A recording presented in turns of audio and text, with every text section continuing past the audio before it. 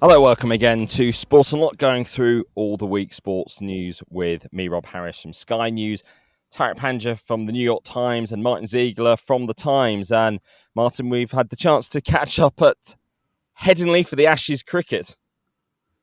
Yeah, good to see you there, Rob.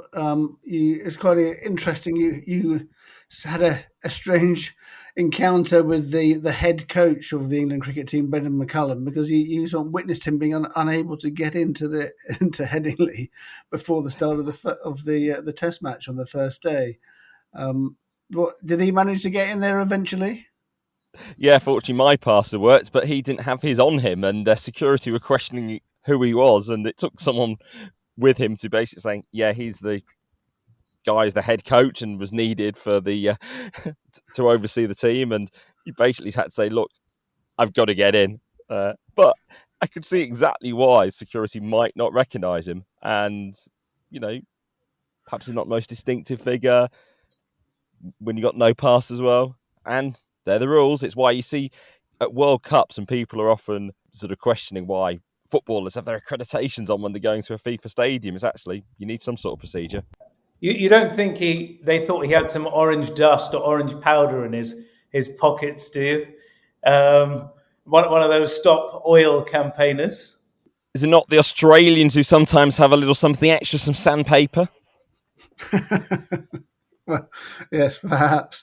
But no, I was kind of keeping an eye out to see if there was going to be any of those protests because Headingley have got some sprinter stewards, which I saw warming up beforehand, ready to race onto the pitch to intercept anybody. I suppose not just stop oil, but people who might be trying to get onto the wicket, disrupt the Australians after all the issues in the Lord's Test. Something that struck me, I had a chance to sort of go amongst the crowd, no sign of any sort of protest, just a lot of taunting towards Australians. But it was a chance to see my first cricket match, to cover one, since the cricket racism report, a scandal that was at the heart of Yorkshire themselves, with the county actually stripped of hosting international cricket for some time. And certainly the Western Terrace, which is the main stand, I've got to say it was not very diverse at all. Well, I don't think the whole crowd wasn't very diverse, Rob, and I think that's one of the challenges for English cricket for sure. I mean, I did an interview with Harry Chatley, the incoming Yorkshire chairman, who says he the whole culture needs to change, and the report that we talked about last week into the whole issues facing cricket, that the culture needs to change. I mean, he is somebody, he was born and raised in Bombay, came across to England as a 14-year-old, played lots of club cricket all around London, formed his own club, the Bombay Ducks.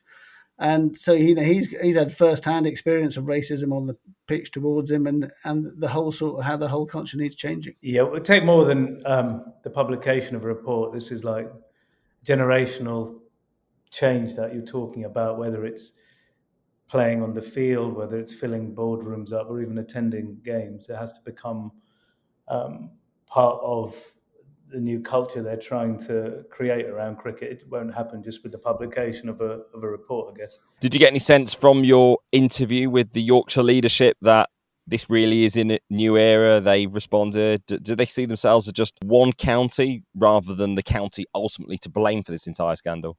I think they think his position was actually it's not just Yorkshire; it is the whole game. And you're having been at the sort of epicenter of what happened. Yorkshire sort of is ahead of the rest of the game and trying to take some sort of action. I mean, actually, there's some sort of things that he went through which I thought were quite interesting in terms of the sort of glass ceiling facing the players from Asian backgrounds, particularly not making it into the elite Yorkshire setup, because at grassroots level, huge numbers of Asian youngsters are playing, but they're just not getting through there. And he said it's basically there's a sort of there's a vicious circle where people and young players are nominated for trials by parents effectively, and there's a sort of almost a kind of circle of people all from the same background, often connected to independent schools. So he said that's changed. individual coaches now who do one-on-one coaching sessions. They can't nominate or choose players for the academy. It's got to be in a sort of independent process. So I think those sort of things remove obstacles, and I think they're an important part. And I think once you get people from all different sort of backgrounds coming through, then perhaps that will change. So that perhaps in the future years, the Western Terrace will be more diverse. There's a good piece on that issue and the points you raised by Barney Ronne in The Guardian about, that circle of influential parents, the one-to-one coaching, and then access to elite level youth programs. I kind of laid it out quite well, so it's worth reading some of that. That said, I mean, in the future, what a professional cricket career looks like is also just so up in the air now, with this issue that these franchises, particularly the IPL franchises, they're looking to sign players to 12-month contracts so they can play for their teams in other parts of the world. So as many IPL teams own teams in South Africa, in the South African League, in the West Indian League as well. New projects in America. Just don't know how the game will look moving forward. No, and I suppose one thing that the trip to Headingley showed was the strength of Test cricket, at least at that level, when we're dealing with such an illustrious series. But yeah, for those who perhaps less familiar with cricket, it'd be like a footballer playing for maybe a month at Chelsea in the Champions League, then a month at AC Milan in Serie A, and sort of switching all round and playing for your country from time to time. And perhaps it gives that sort of freedom to the players, but perhaps creates a lot of confusion all round. And that could be the future sport. We've seen it in golf, haven't we? With Live Golf, them trying to shake things up with their own series. And actually, I got my chance to go down to check out how things are at that Rebel tour this week with the British leg back at Centurion Club. And, this time last year, we were there at the start of the Rebellion, wondering what things would look like. A year later, we've got this peace deal between the PGA and DP World Tours and Live Golf, but no sense talking to the players what the future of golf will look like with this new combined entity. No, there's a Senate hearing, isn't there, in the US next week, which will look into that agreement. But Rob, what was the sort of opinions of the players, the ones who'd signed up? Do they think that they were they were going to be playing Live Golf in the future, or was there a sort of sign that they just wanted to get back to playing on the tours? It's interesting. There's very little discussion of the Live Golf events themselves. Maybe it's just because when it comes to England, there's a lot of us to ask bigger questions about Live Golf, the Saudi project. But I can't tell you anything that's happened in the last year. Maybe I'm not the most sort of avid follower of it. But even the players themselves, they say, we don't know. And they ask Greg McDowell about this, the contrast between what they were saying last year about why they wanted to join Live, and now this new world where Liv is attached to the PGA and we have so much uncertainty what it will all look like. This is part of the press conference. You joined Liv wanting this free agency world. How is that achieved in a world with dominance where PIF is sort of effectively running the whole golf show around the world? And is there a danger actually competition is reduced in terms of the nature of golf if it's all centralised in one entity?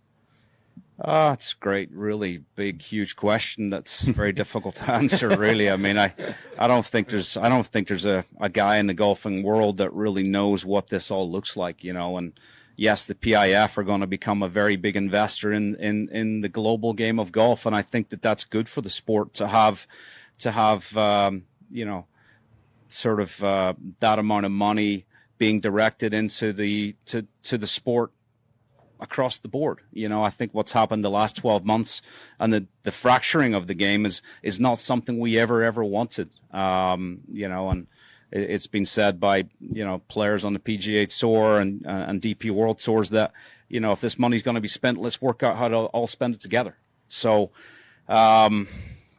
centralization and all that stuff, I don't know. I mean, to me, golf is the number one most important thing here. The fan is the next most important thing in creating a schedule where the best players in the world compete like I said, at a very, very high level as often as possible against each other, with the team format, kind of being sprinkled in there as well. I think there's a lot of good there, So what it all looks like, I've no idea. It's very difficult to answer. Before this deal was agreed, there was the antitrust lawsuit in the US, which was actually brought by the Live Golf crew, alleging that PGA was blocking competition. Now you've got even less competition if you've now merged everything together. I wonder what their arguments around that are. Rob, you and I were there together last year for the first one. Did it look any different to them? Were there more people there? Was there any atmosphere of any kind of big event taking place? Well, I was only there on a media day, so in terms of crowd, there was no crowd. There was one significant figure. He was preparing for his own round, Yasser Al-Rumayyan, who unfortunately didn't have anything to say. He's the governor of PIF and would be the chair of this new big merged global golf entity. But as for the players, the shift in tone that I sensed from asking Graham McDowell was actually now they seem to say, yeah, of course it's about the money. Well, at least he's honest. It'd be interesting to see how this turns out. I mean, you're right, Rob. When you talk about what's actually happened on the golf course, nobody's paying any interest to that at all. So I think just on the basis of that, that hasn't got a future. It's almost like a stalking horse, isn't it? And then I'm sure we will see something come up. I mean, it'd be interesting to see what the US Senate does, but I think if anything, it will just be a delaying tactic. I can't see it not going through. PAF said they were too busy to be able to go to the Senate hearings. They're already occupied, and the PGA are sending some. I mean, one of the themes of the Senate hearing is about a foreign government gaining control of an American institution. Last year, I can't remember which player it was. It might be more than one. In terms of foreign governments, there were those players justifying it for how the game of golf could be a tool to open Saudi Arabia and for human rights and all of these things, draw attention to this, change the society. Those players presumably aren't talking about that anymore either now this deal is done. Well, Bubba Watson actually did talk about the transformative effect of sport on Saudi Arabia after I asked him this. You're all very appreciative of the money that's come in from being part of LIV, and now we're seeing PIF putting a lot more in potentially across the world of golf, obviously from the Saudi fund. Does Saudi Arabia, you think, need something back, like a new major? You can answer that. Okay. No, because that's not what it's about. That's not what they're trying to create. If you look at the PGA Tour is somewhere around, $3 billion to charity over the course of its life. That's what we're trying to do. We're trying to grow the game. And when you think about what Saudi's doing, Saudi Arabia is just one investor in LIV. There's multiple, but we only focus on the one. When I say we, you guys only focus on the one.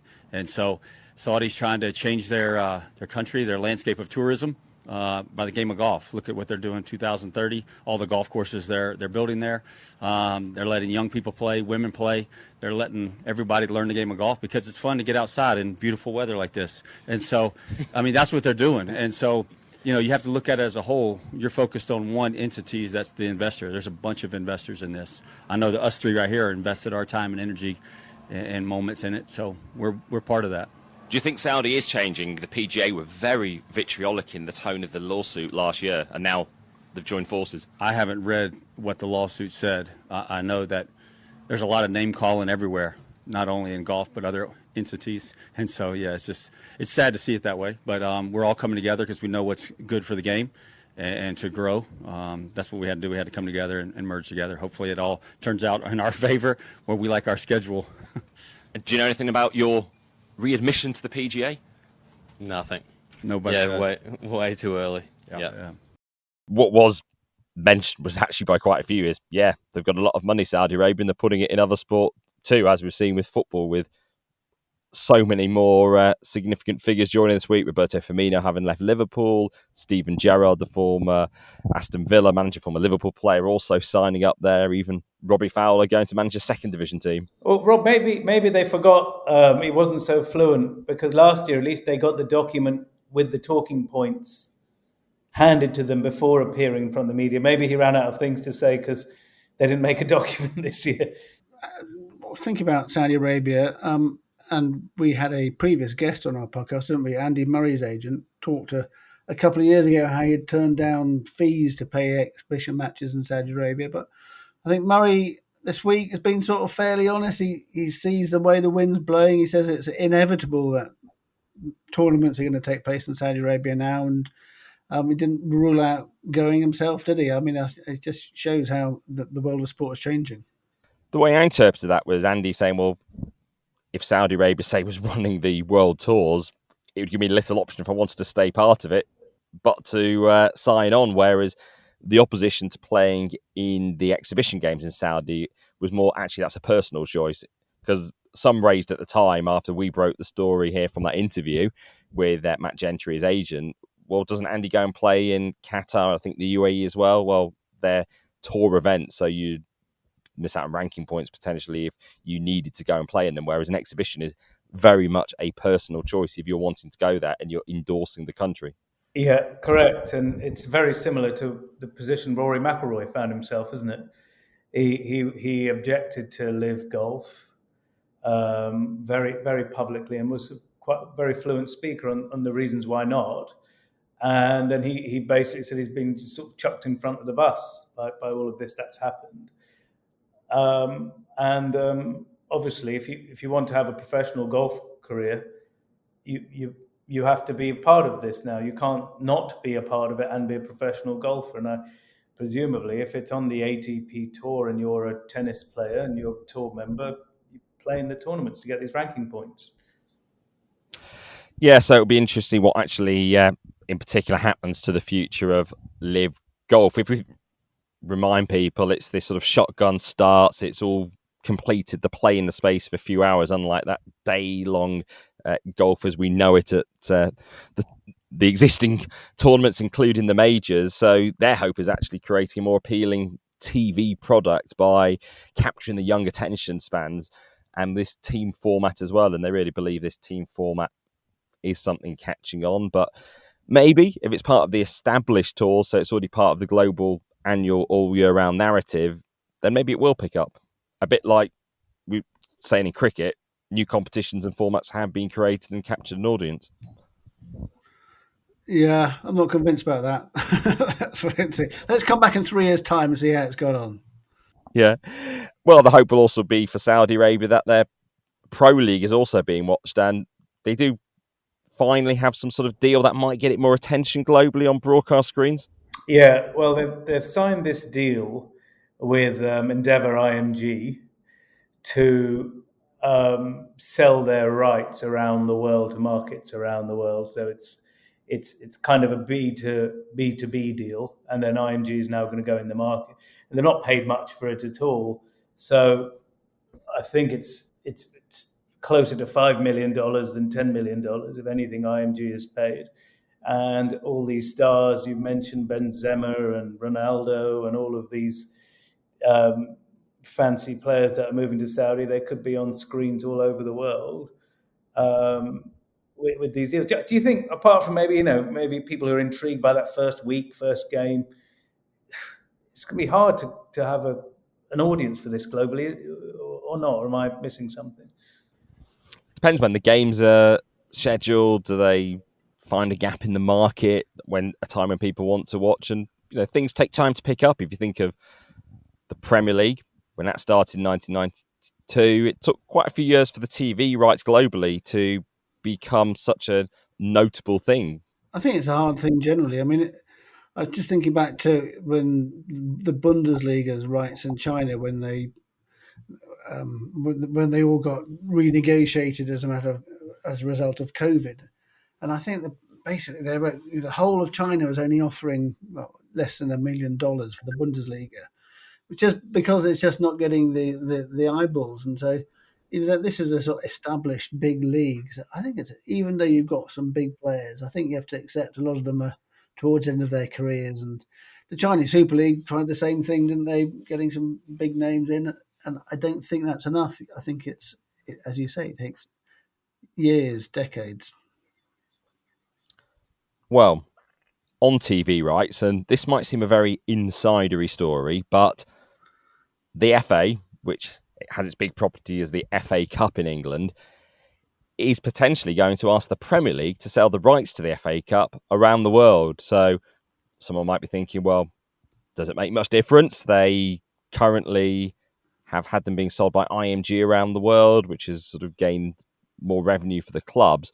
But what is the concern that has grown since Sport Business broke the story? Then, Martyn, you did more reporting on it about the fact that the Premier League could not only be selling its own rights internationally to games, but also the FA's Premier competition, because some have said, well, actually, could it lead to a diminishing the FA Cup, more control from the Premier League over how the FA Cup's run, when it can be held, how much supremacy the games get? Yeah, I think that's the issue. It's the handing over of control. So yeah, Sport Business, they reported the Premier League had made this offer, and In-Front Media, the Chinese-owned agency who had thought they were in the running for it, they were furious about this, because the FA reopened the tender. What myself and my colleague Matt Lawton found out is actually, this is effectively a done deal. It's going to happen. Unless something very, very surprising changes and there's a complete U-turn because of the slight outcry that there's been about it, then it's going to happen. And I mean, it ultimately means that the Premier League will bundle up the rights when they sell the international rights for the Premier League. It'll be a sort of one big English football package, and it will have a lot of control. Because even with the IMG deal, we saw things, kickoffs being moved. Lots and lots of games of kickoffs were moved. So if the Premier League's going to have that sort of control, then people think it's the thin end of the wedge, I guess. Yeah, good story there by Sports Business and you guys. And this is another one that wasn't in Sports Business, but was in the Mail. I think, Martyn, you've done further reporting as well. There's going to be more Premier League matches on television from 2024. What's that about in the UK? Yeah. Well, actually, I think this was originally broken by the Daily Telegraph and then been various elements since then. But yeah. Praise all round. Yeah, there's lots of credit all round. There's lots of going to be lots more games in the new broadcast deal from 2025, up to 217. It's how they're split up, and effectively what the broadcasters are expecting is that you're going to have every single match in the Premier League, which doesn't kick off at Saturday at 3:00, available for live TV in Britain to the domestic rights. I mean, they're all available anyway on international rights, but for domestic rights, every single game will be shown on TV, which is a big change. And the FA are actually trying to open up that 3:00 blackout on Saturday to be able to show Women's Super League games only. Currently, England is one of those few countries where they've got the UEFA exemption to be able to say actually no games from the UEFA territory can be shown at 3:00 on a Saturday afternoon, so it preserves it for match-going fans. So, they have identified that as maybe a way of growing the women's game. As for that FA Cup deal, I think one of the things is, we see it so often in the past, how differently this story might have characterised if the FA had gone out on the front foot publicly to say, look, this is what our plan is, rather than it sort of just emerging in a roundabout way, and they've not been able to sort of shape the narrative in any way. And that means it creates this sense of, is the FA Cup going to be diminished further? And of course, the FA Cup is the world's oldest football competition, isn't it? That's right. I mean, no one would say that the status of the FA Cup is the same now as it was even 20 years ago. But I think what they will argue is, we're facing a lot. We need to make money to put it into grassroots sport, and if we don't go with the Premier League, then we will have a lot less money. I mean, as a sort of broad guess, I don't know the figures, but say it was like 20 million a year, 25 million a year. I suppose that's quite a lot of money, but it's this balancing out whether do you just pursue the money if you're a governing body to put back into the game, or do you take a broader vision of the whole game? Ziggs, this isn't happening in isolation at all, though, is it? It's there's this review going on about from the government-led review here in the UK, and a lot of that is about distribution, a redistribution of, it's not, put a finer point on it, billions of pounds that the Premier League generates and where that money goes. This bundling of the TV is kind of one kind of element of it. But in order to put money into the grassroots, that money does exist, doesn't it? There's a huge amount that the Premier League generates year on year. They will tell you they do a lot for grassroots, but I mean it's part of that big discussion where all of this is happening, and this talk of bundling in the FA Cup is happening. It's part of that. We getting any clearer as to when we're going to get a resolution on any of that stuff? No, well, it can't be far away, I think. I would imagine it'll come out in the next month. Maybe quicker than it took to get those rights for the Women's World Cup, where we're just, a couple of weeks away from the start of the competition, and the build-up to the tournament in Australia and New Zealand has been marked by FIFA fending off disputes in multiple directions, and we had the revisiting of the One Love armband dispute from the Men's World Cup in Qatar, when FIFA threatened all sorts of sanctions if the teams were going to go ahead with wearing this garment, which, even when it was announced originally, seemed pretty vague itself, because it was only called multicoloured. It wasn't even called rainbow themselves by the likes of England, Netherlands and Germany. They didn't reference LGBT even themselves in it.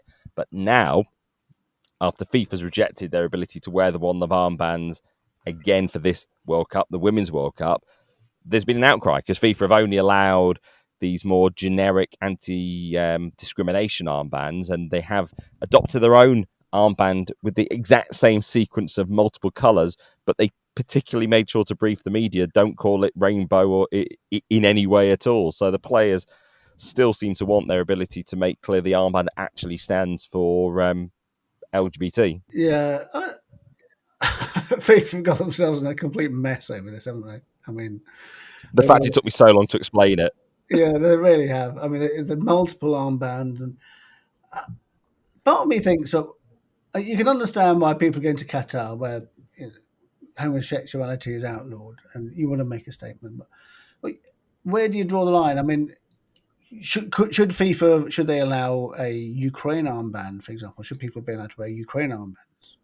Which I think, from a personal point of view, I would quite like that, because it's a statement against Russia. But on a broader level, should it happen? I'm not quite sure. So the whole thing is, to me, is a complete mess. And having these dozens of how many? I think there's half a dozen different armbands. I think is just a sort of fudge. In terms of the armband in the colours of One Love, the campaign that was blocked in Qatar, that almost didn't happen as well. FIFA offered, so this is for the week, or you said many themes. This is for the theme of inclusion, and what they had suggested is teams that wanted to celebrate the theme of inclusion would have had the choice of wearing a blue armband without those colours. And so the people who obviously are looking to use the colours of One Love, the rainbow colours and the black, they said, hang on a minute, so you're saying that everyone is included except the LGBTQ community if you let them wear the blue one? It got really messy, and finally FIFA backed down and said you can use the colours, and then, as you said, briefed as hard as possible to say this is not about pride or the LGBT community, but it really is, because they had said, if you have the choice of not including this colour or this suite of colours.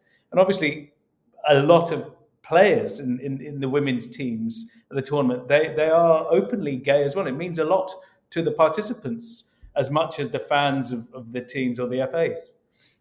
It's just an incredible way FIFA were so at pains to point out this is not a rainbow. Why? I mean, are they fear of offending those who actually are against them? Those rainbow armbands. What happens if you do call it a rainbow? Yeah, they're not trademarked, not a rainbow. FIFA, not a rainbow. So yeah, ethics committee hearing. Are you you're accredited for the Women's World Cup, Tariq, I think, aren't you? Yeah, correct. I mean, it'd be interesting to see women in these teams compared to like the previous World Cup. are much more focused on issues, speak up a lot more on issues publicly. So, as you guys were saying earlier, is this enough? Talking to some of the FAs, Norway and Netherlands, who are part of this and outspoken during the Qatar World Cup, they seem to think that a decent compromise has been reached here. But I do wonder if it's enough for some of the players and whether we're going to see them actually speak up or demonstrate in a different way when the tournament kicks off. There's going to be flags as well, I think, for the indigenous communities both in Australia and New Zealand. That's a new element too, isn't it? Yes, FIFA's way of responding to concerns in Australia about perhaps First Nation status in terms of the tournament, wanting to ensure there is maximum activism around the competition in that way. But I think we're going to see also concerns brewing about pay, about bonuses. We've even seen it with the England team, with South Africa in a quite a notable way in the last week. With one of their warm-up games, I think it was against Botswana, led to a shadow side having to play, and including a 13-year-old, while the first teamers wouldn't play that game. FIFA have put out their own sort of system of payments, which should have taken the sort of onus off the national federations as to how much they were going to pay. But I suppose there's still issues around, okay, some people are saying that should be the base level and we want to get performance bonuses on top. Yeah, it's hard for the players because obviously, they are seeing what the men are earning and they wanted to get close to that. The FAs will be receiving this prize money from FIFA, and it's how do they distribute it? Because things like youth programs don't pay for themselves. They have to use often that cash to fund the next generation of players to ensure there is that sort of pipeline of talent and the next generation get their chance to be able to fund youth team games, training camps, coaches, technical staff and facilities, and to look beyond just one tournament. There's lots of sort of growing pains, aren't there, for the Women's World Cup, and I think the money is going to be a ongoing issue, and the differences between the men's and the women's. So, but it's going in the right direction. It's going in the right direction, but I think word prize money, I think FIFA have been wise to sort of take this out of the equation, both for men's and women's now, hopefully, because it creates a distraction. I think that, prize money, 23 players need all this prize money. For me, women's football needs huge amounts of investment to increase the quality, and that's going to go outside of the 23. I know you could do both as well. And the greater pool of talent you have playing women's football, the greater attractiveness of the games and of the tournament there will be, and of club football. And there's growing pains across the board, not just with the World Cup. There's a story today, as we're recording, of a Premier League team in the women's WSL losing a player that they had trained through the academy system for nothing. Whereas that can't happen in men's football. There is a penalty or some compensation that you're supposed to pay. Again, not all of this has been thought through, the repercussions of professionalization and how this works. There's so much that still needs to be done.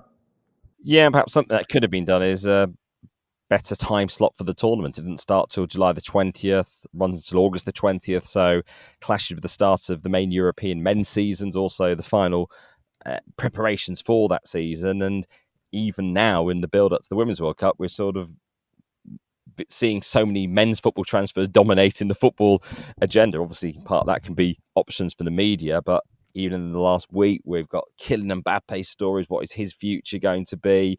With some thought PSG might have already lost him to Real Madrid. They don't want to lose him for free next year, so they want to sell him this year if he's not going to sign up again. But maybe that's the least of the problems for Paris Saint-Germain in the ownership. Yeah, Tariq, there's been a raid on the Paris home of Nasser Al Khelaifi. Is that correct? That's right. Nasser Al Khelaifi actually was in Wimbledon, at Wimbledon on Tuesday. His company, one of his companies that he runs, beIN Sports, owns the rights to that tournament, among other sports rights. And he was there. Then on Wednesday, the club was to announce and have a press conference where Al Khelaifi is present with the new coach Luis Enrique, another new coach, another new summer for Paris Saint-Germain. And that presser got delayed and delayed and delayed. There were some flight issues as well. But what happened was the police, upon Nasser Al-Khelaifi returning to France, the police wanted to kind of, you call it a raid, or get documents and computer files from his home in Paris. And he accompanied them and helped them get whatever they wanted, according to the staff. And this is all related to a very strange case where a Franco-Algerian man, I believe, Taya Badel-Hassan, I think the guy's name is a bit of an operator in the background, in the shadows, claims to have been tortured by the Qataris after he claimed to have documents related to Nasser Al-Khelaifi and his business practices and things like this. And on the other hand, the Al-Khelaifi and his people and his lawyers have said this was blackmail. He was being blackmailed. Anyway, so this case is running in France at the moment. And it's a bit of a grimy one. And I think we're going to see more things emerge as the weeks and months pass. Of course, he is also chairman of the European Club Association on the UEFA Executive Committee, one of those really influential and powerful positions in the global game. As for UEFA on club matters, a ruling as the week drew to the close about multi-club ownership, one of those big challenges going forward. We've heard UEFA President Alexander Shefrin talk about relaxing multi-club ownership rules. We've already sort of seen issues that raise eyebrows about how RB Leipzig and our Red Bull Salzburg aren't the same entity, whereas, of course, they have Red Bull ultimately so directly linked to them, and yet they're played in the same European competitions. And there's had to be a UEFA financial control body looking into this, into Redbird Capital's majority ownership of both AC Milan and Toulouse, into the situation with the Aston Villa ownership, who've got a stake in the Portuguese club Vitória, and Tony Bloom, who owns Brighton and also has a stake in Royal Union Saint-Gilloise. Now, UEFA have now said there's no conflict that'll prevent them being in the same competitions next season, but only after the clubs had to implement what they're calling significant changes, which we can get into. The clubs can't loan or sell players to each other, they can't have joint commercial or technical agreements, and they can't have joint scouting or player databases. So what did they do? What Aston Villa did, for example, they had their owners own 44% of Guimaraes, and they just sort of basically handed back 15% to take it down to 29%, and then that was deemed to be okay. So, but I think, as you've said, Tariq, on social media, it's very difficult to police, isn't it? I mean, these sort of restrictions. I mean, how do you stop somebody using a scouting database? Yeah, exactly. I think the writing was on the wall when Shefrin said maybe they need to be relaxed. When he says maybe they need to be relaxed, I think he was saying they need to be relaxed. And there's like more than 100 clubs now affiliated to this thing, which is mushroomed and mushroomed without any governing bodies, whether domestic or international, ever caring about this stuff properly.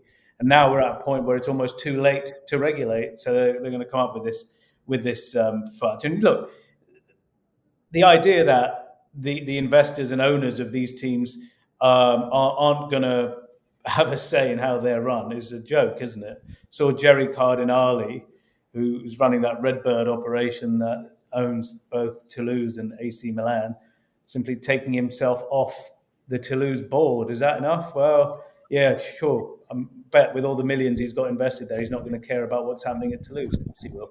Same as all of these people. Now it's just you have to rely on these football clubs and the owners from doing what they say. And historically, we've seen people will try and get an edge whichever way they can, and UEFA is usually very far behind catching anything. Perhaps we should have a multi-podcast ownership. Perhaps we should go out and buy some other podcasts. Do you think, guys? We do get approaches, but we are commercial free on here.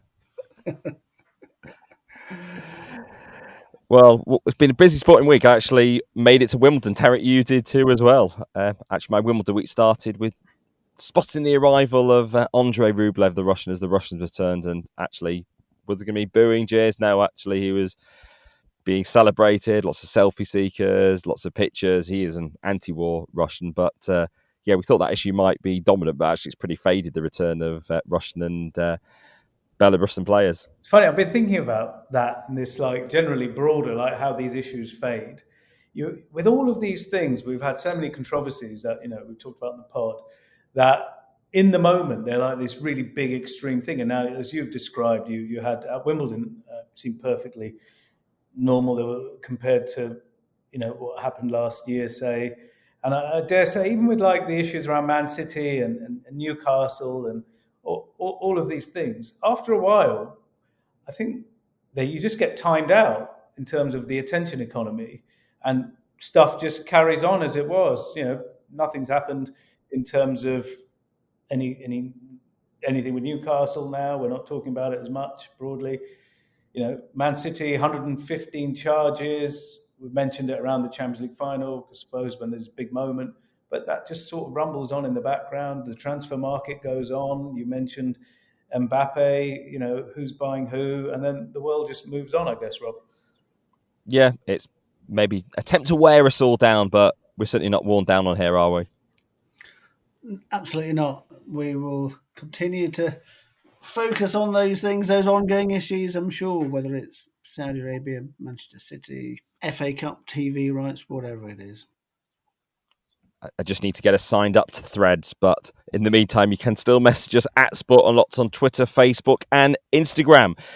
For now, thank you for listening, and if you can hit that all-important subscribe button, it's always appreciated. For now, goodbye.